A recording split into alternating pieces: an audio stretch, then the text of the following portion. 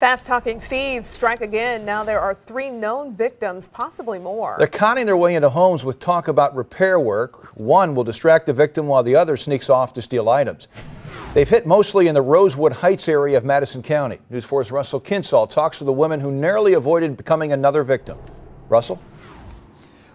Madison County Sheriff John Lincoln told me that these thieves are targeting older adult women. Take a look behind me. That is East Airline Drive right here. The latest victim lives in the neighborhood down that way, south of this road.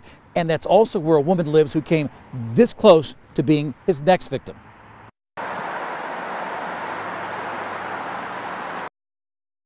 I'm scared to death. That's how Kim Bedwell feels after learning the thieves in this silver or gray older Mazda minivan who've ripped off 3 other women came to her door Sunday, but she didn't open her door and wasn't a victim. I just held my hand on the door so he couldn't open it and had it locked.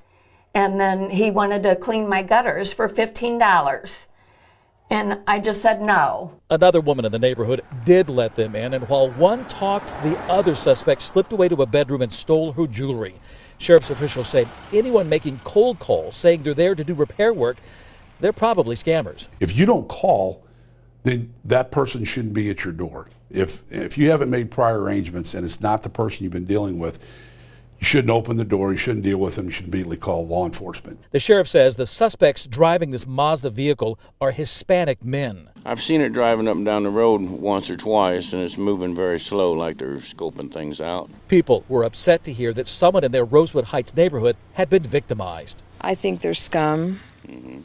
I think it's terrible. We should respect our elders. Investigators say the fast-talking thieves use high-pressure tactics to worm their way in, and you should be very careful about who you let inside your home. I'm just not going to answer my door anymore.